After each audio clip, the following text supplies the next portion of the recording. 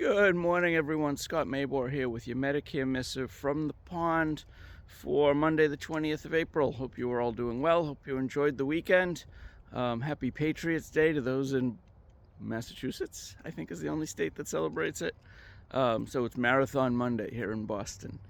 Today I wanted to talk about long-term care.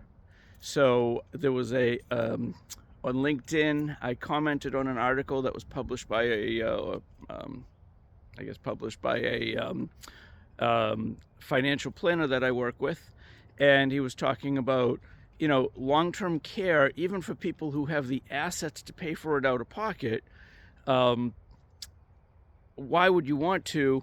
And one, how do you justify the impact of pulling money out of an account, out of an investment, in a down market? Because the nursing home or the assisted living facility or the memory care or the home health aid needs to be paid. You're pulling money out, market could be down. There's also tax consequences depending on where the money is. There's also consequences to your IRMAA.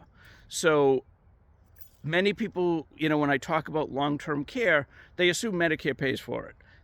To be clear, Medicare does not pay for long-term care. Medicare pays for medical. Long-term care is usually considered the non-medical custodial care services that somebody needs, either with dementia or with mobility issues, but things like getting in and out of bed, getting in and out of a chair, dressing, feeding, toileting, all of those kinds of things, the activities of daily living, are what Medicare does not pay for. So many people are very surprised by that, but many people who have some assets tell me that they don't really need a long-term care insurance policy because they'll just pay for it out of pocket. But you run through the numbers, and first of all, one, the go-to is that my family will care for me. Well, that makes them caregivers, think of what that entails in terms of your adult children bathing you, etc. Excuse me.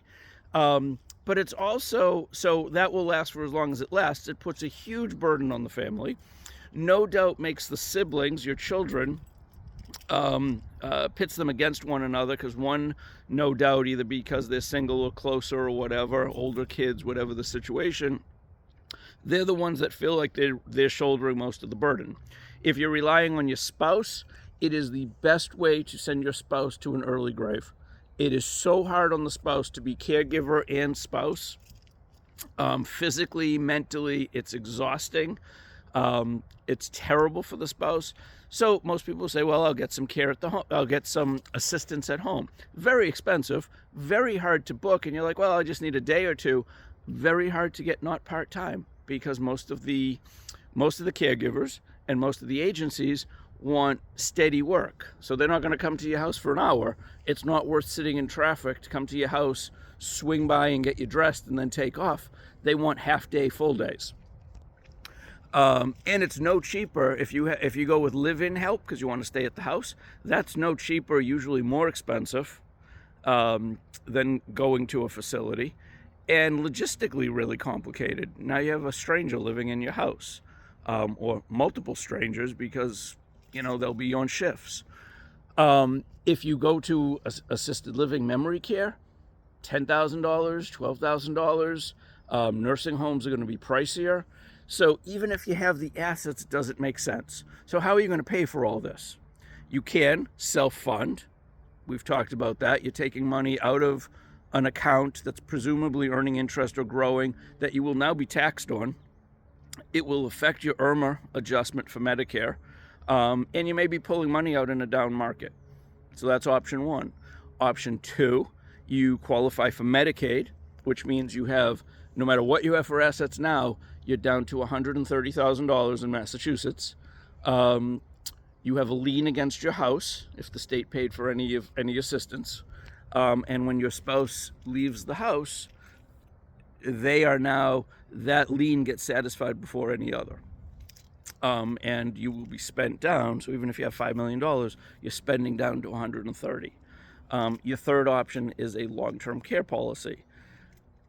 Most of them are based on ADLs. So again, these activities of daily living.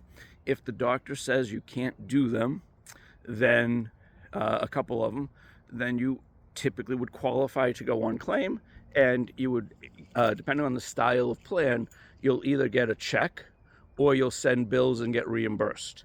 There's frequently reimbursement for family, so it's a way to pay family so that they're not simply volunteering. It's a way to protect assets. It's a way to avoid taxes and IRMAA and all that stuff. And there are multiple kinds of policies with all kinds of options. So the price point starts pretty low, could go way up, but it really depends on how you structure the plan, what your concerns are, what you need. And one very important point, will be the last point I made.